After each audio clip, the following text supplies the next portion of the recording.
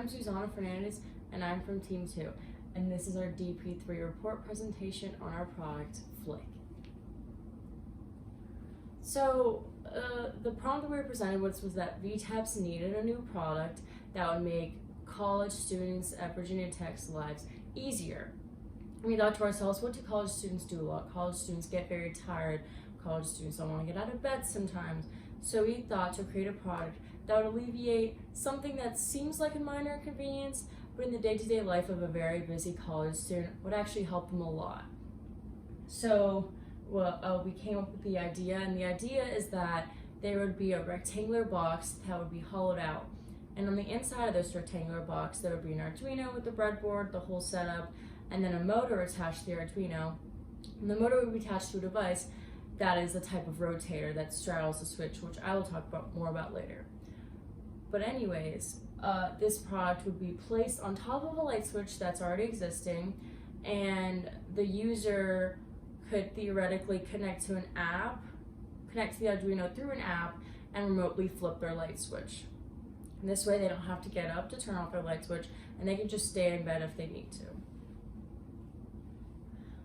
So then we had to go ahead with the mission statement, and creating the mission statement was fairly simple because we knew what our product would do. It was a simple design, and then it would allow students to control their lights remotely. Our primary market is off-campus students, but the secondary market could be anyone who needs a light switch or to remote a light switch to remotely control a light switch.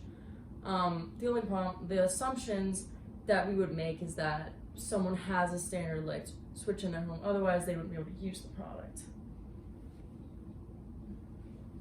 So then we went ahead and interviewed potential customers. We interviewed our close friends. Because of the pandemic, we didn't want to interview random people on the street, so we just interviewed close friends. And after interviewing these people, we interpreted their needs. Some of the needs pertain to the durability of the product, that needed to stay functional. We told them that the product would be reliable, and we interpreted that as the product needed to be reliable. We also realized that customers care a lot about how the product looked, if it stuck out far from the wall, so we interpreted that as the Flick needed to be somewhat thin in size. And also we had questions about the price of the product, because it would be pricey because we have to use a Wi-Fi Arduino, but we assured the customers and interpreted their need that it needed to be an affordable product, but we assured them that this product would be worth it. Now, for concept generation to make the final prototype, we used the gallery method, we used mind mapping and the 65 method, but the gallery method worked really well for our team.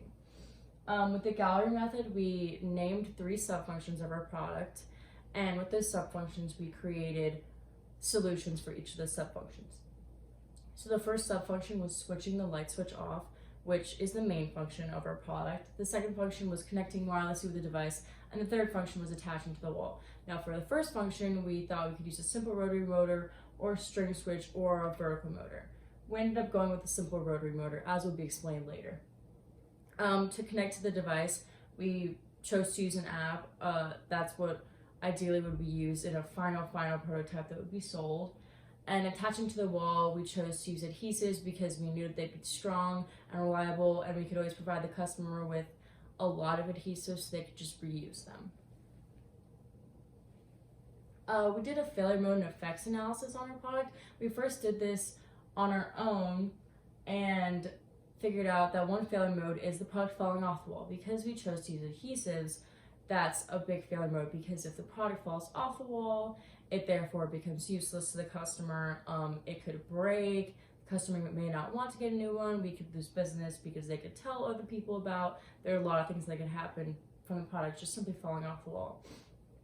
So with that, we chose that we would use command strips, because command strips are very well known to be reliable, that they won't mess up the wall, that they will continuously allow your device to stick to the wall, and that they would just be reliable in general. After reviewing our FMEA table and our non-functional prototypes, a team suggested to us that we should use screws, but we deemed that not necessary because that would make the product very difficult. difficult to install, and we want our product to have very easy installation.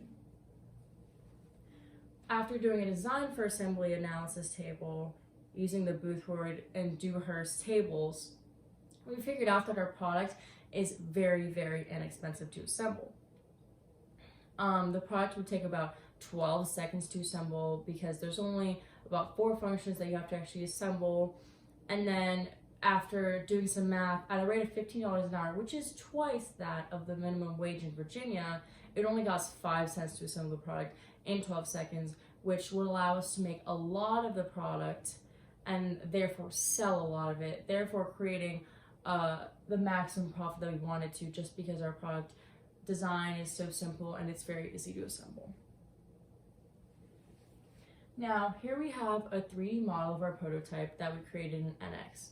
So here we have the fully assembled product, and we have the Arduino housing. Obviously this would have the actual Arduino and the board and all the wiring, but we would put that in a box to help prevent getting messed up, or so that the customer couldn't use it, just so it would be safe. And then we have the motor over here, and the motor is just a simple motor that came with our kits in this class. And the motor, or the shaft of the motor, you can't see it in here, but the shaft of the motor actually goes through this disc in the assembly, and this is the main part that I was talking about earlier that would rotate the switch itself. So here we have a blown-up version because we considered the rotator to be a very integral part of our design, a very important part of our design. So as you can see, the disc itself is 1/2 inch. The sticks that go out, that protrude, are about 1 inch, and these sticks would straddle the switch. And so if the disc is rotated one way, it would flip the switch down. If it's rotated the other way, it would flip the switch up. And you could control that remotely, and then you could flip your switch anywhere from anywhere you want to.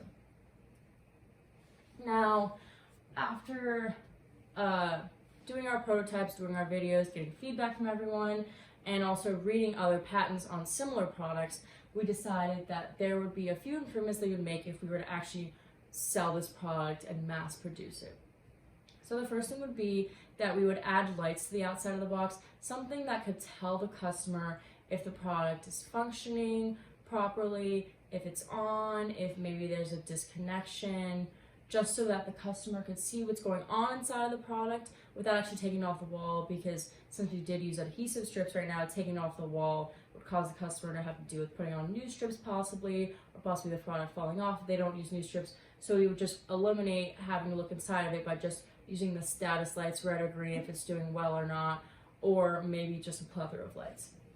Another thing that our team somehow overlooked in the whole concept generation phase is to just use some type of magnet to stick the cover to the wall, because light switches already have magnetic components in them. So we figured that we could just use some type of magnet to stick our product to the wall, and that way we could eliminate completely worrying about a product not being sticky anymore, like the command strips not being sticky anymore, or the product falling off, therefore the product breaking, taking away a lot of possible failures, and overall just making the product better. So that is my presentation about the Flick. I hope you enjoyed it, and let me know if you have any questions.